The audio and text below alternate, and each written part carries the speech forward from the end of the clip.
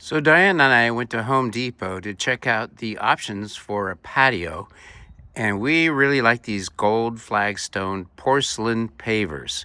They're 24 by 24 inches. So we got 9 of them, and that should make a pretty good sized patio. They will be separated by the gravel, maybe a couple of inches. We don't want them to touch each other because they can chip. It's porcelain. These pavers are heavy. So I got some help from Home Depot. One of the employees there loaded them up for me in the back of this pickup. I love my 1997 Nissan pickup. For these kind of projects, it's perfect. Using a rake and a broom, I removed the gravel in this area that is the flattest. In hindsight, I should have done this before moving in the gravel. This is approximately 6.5 feet by 6.5 feet.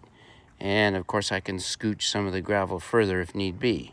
So let's get started with placing a couple of the pavers and see how that's going to work. That's acceptable this direction. It's only half an inch of a slope. Let's check the other direction. Almost level. Kind of rocks a little bit, so we'll have to see if I need to pound down the soil a little bit. Ridge view is actually deposits from the glacial period. Very sandy here, several feet down. Easy to dig, awful to support things, terrible for retaining water. We do what we can to keep things green, and it works pretty good for us. These suckers are heavy.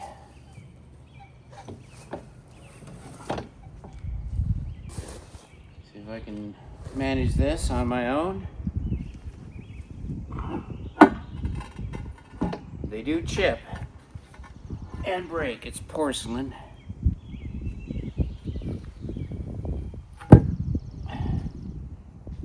Well, that wasn't too bad. Let me place it a little closer.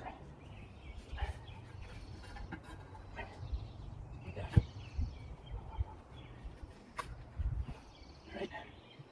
Try a second one here.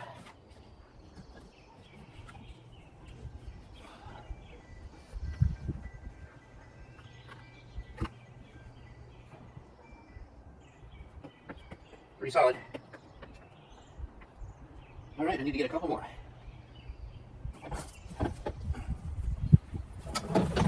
Of course, I want to minimize having to move these around. They're so heavy. But I'm not fighting the gravel at this point. And I'm okay with some shape to it, not just at 90-degree angles to each other, because we have curves and a variety of shapes in our landscaping. So I might have to make some more room here. That's easy to do.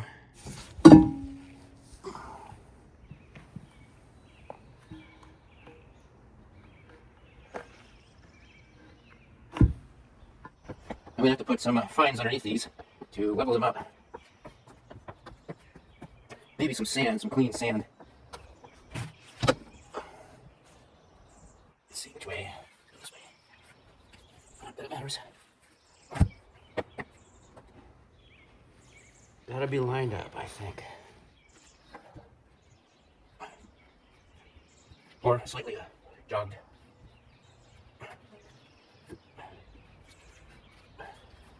This one's got quite a height difference.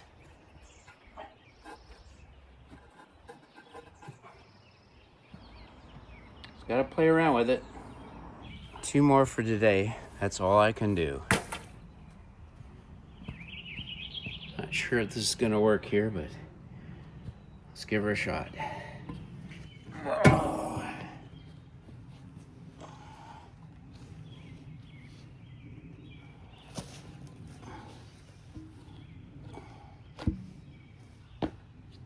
Not bad. Slopes down, but that's okay. I can raise that up. Put a shim under there, some stones, whatever. Okay. They are so heavy, they're gonna lay down and stay down. Last one for today.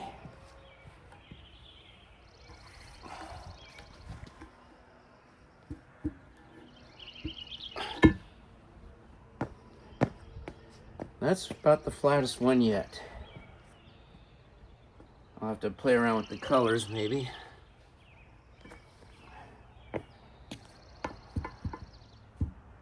Yep.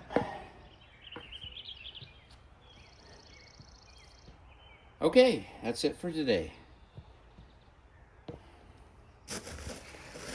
So I got the 9 flagstone pavers in place, but I'm not 100% sure this is where I'm going to put them because of the slope.